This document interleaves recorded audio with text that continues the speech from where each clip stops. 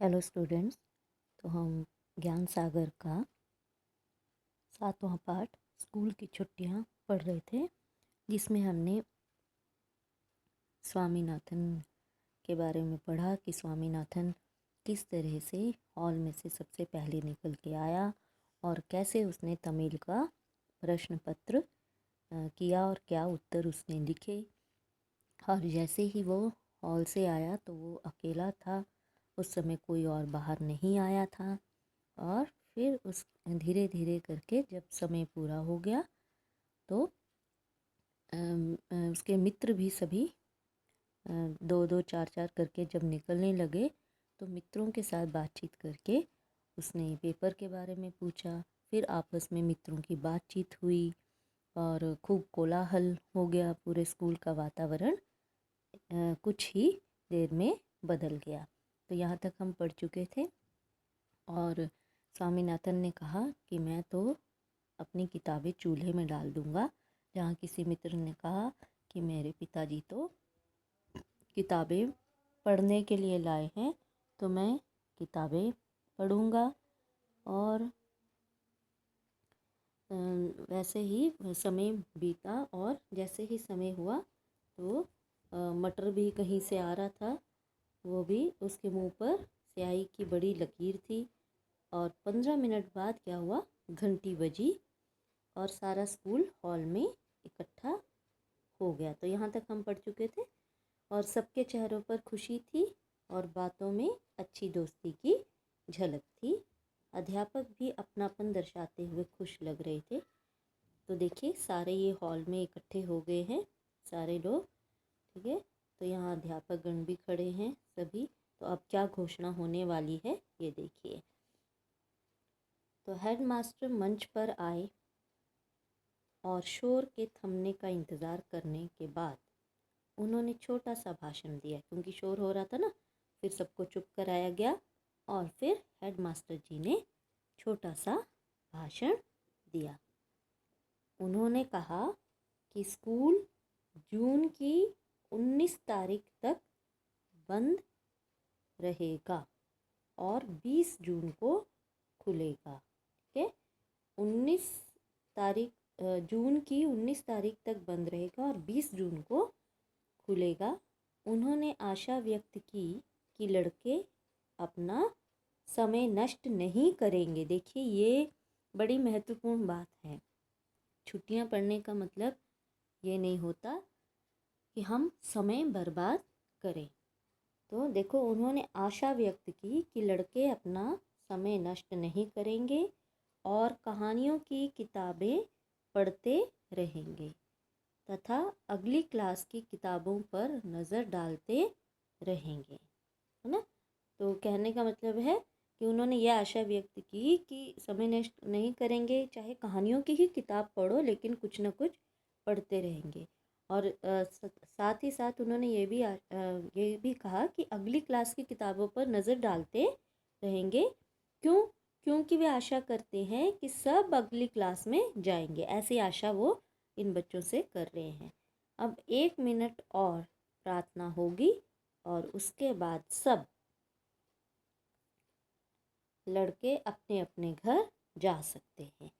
तो अब देखिए जब ये घोषणा हो जाती है फिर तो क्या तूफान मचता है ना।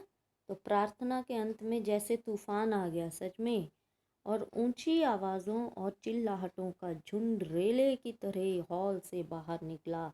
खूब चीख रहे हैं, चिल्ला रहे हैं, बच्चे खुश हैं, पेपर ख़त्म, है ना, परीक्षाएं ख़त्म, अब तो आनंद ही आनंद, अपनी मर्ज़ी का काम हम करेंगे, माता पिता हमें अब बोल नहीं सकते कि बैठ जाओ किताबें लेके। और सच में जो अंतिम परीक्षा वाले दिन जब बच्चे घर पहुंचते हैं तो उनके हाव भाव उनके तो हर कार्य में सच में ऐसी प्रसन्नता दिखाई देती है। कहीं जूते तो कहीं जुराबे, कहीं थैला तो कहीं किताबें, बस ही ऐसे उस दिन। और एक बार बताऊं, ऐसे सोचते हैं कि परीक्षाओं के बाद हम खूब सोएंगे, है ना, क्योंकि जब परीक्षाएं चल रही थी तो नींद भी बहुत आती है, तो हम सोएंगे। और जब परीक्षाएं ख़त्म हो जाती है ना, पता नहीं क्या होता है, नींद आती ही नहीं है ना, नींद आती नहीं है। देखिए नींद कब आती है, जब हमारा दिमाग थकता है, तो तब तो हम दिमाग हमारा थक ही नहीं रहा ना, तो नींद आएगी क्यों, है ना। तो इसीलिए जब बुक्स पढ़ते हैं, कुछ पढ़ते हैं, तो हमें नींद आती है ना, अच्छी नींद आती है। क्यों? क्योंकि दिमाग हमारा भरता है। दिमाग यदि थकेगा तो नींद आती है। तो देखिए किस तरह से तूफान सा मच गया। और देखो ये क्या कर रहे हैं सभी, कोई स्याही फेंक रहा है अपने सिर पर, है ना, कोई भाग रहे हैं, कोई दौड़ रहे हैं, कोई चौकीदार, कोई छेड़ रहे तो चौकीदार डंडे लगा रहा है सबको, है। तो कैसा वातावरण बदल गया 1 मिनट में, सब भाग रहे हैं। मणि ने स्कूल के गेट पर तेजी से काम किया। मणि मणि ने स्कूल के गेट पर तेजी से काम किया, किसी का कलम छीना, किसी की दवात, और उन्हें तोड़ दिया। बच्चे पता नहीं क्यों ऐसी हरकतें करते हैं, ऐसी मौज मस्ती की जिसमें तोड़ फोड़ करने में भी उनको आनंद आता है। तो उसने क्या किया, गेट पे जैसे ही पहुंचे तो किसी की कलम छीन ली, किसी की दवात छीन ली, उन्हें तोड़ भी दिया।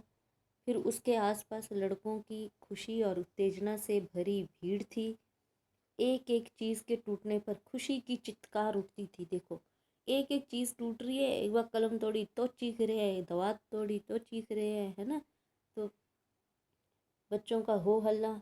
उस क्षण के उत्साह में आकर वो स्वामीनाथन ने अपनी दवात खुद ही अपने सिर पर उलट ली थी। ये स्वामीनाथन है जिसने, लो, इस उत्साह में आकर उसने ली अपनी दवात, लो खुद ही अपने सिर पर उलट ली।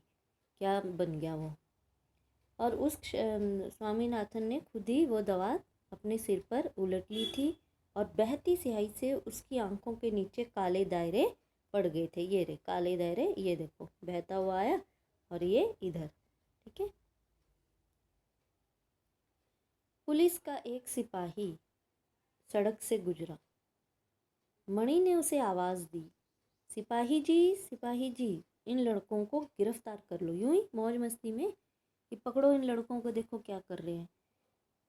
और इसके साथ ही सैकड़ों कंठों कंठों यानी गलों से निकले विजय घोष से आसमान गूंज उठा। ओ हा वाह, बस यही कर रहे हैं। फिर कुछ और दवातें फोड़ी गई तथा कुछ और कलम तोड़े गए। इस सारे तमाशे के बीच मणि जोर से बोला, कोई सिंगाराम की पगड़ी ले आए, मैं उसे रंग दूंगा। ये सिंगाराम कौन है? ये रहा, ये सिंगाराम चौकीदार है, ठीक है। तो इसने पगड़ी पहनी हुई ना, तो वहाँ से बोल रहा है कि उस सिंगाराम की पगड़ी ले आओ, मैं उसे रंग दूंगा। बच्चे हैं ना, किसी को भी छेड़ रहे हैं। तो किसने बोला? मणि ने बोला। ये स्कूल का चपरासी सिंगाराम एकमात्र व्यक्ति था जो आज़ादी के इस उत्साह से प्रभावित नहीं था। मतलब अभी तक वो कुछ भी नहीं कर रहा था, बस बच्चों को देख रहा था, कुछ और नहीं, ना फालतू किसी से बोल रहा था, ना कुछ कर रहा था। मतलब इस आज़ादी के उत्साह से बिल्कुल भी प्रभावित वो नहीं हुआ था। जैसे ही उसके कानों में भनक पड़ी कि उसकी पगड़ी को रंगने की योजना बन रही है, कि अच्छा मेरे बारे में बोल रहे हैं कि सिंगाराम की पगड़ी ले आओ, मैं उसे रंग दूंगा, कानों में उसकी आवाज़ पड़ी, तब वह डंडा लेकर भीड़ की तरफ दौड़ा और उधम मचाने वाले लड़कों को तितर बितर कर दिया, मतलब इधर उधर कर दिया। तो ये लेखक हैं इसके R.K. नारायण। तो देखिए कितने प्रश्न इसमें बन जाते हैं कि किसने कहा कि सिंगाराम की पगड़ी ले आओ, मैं उसे रंग दूंगा, है ना।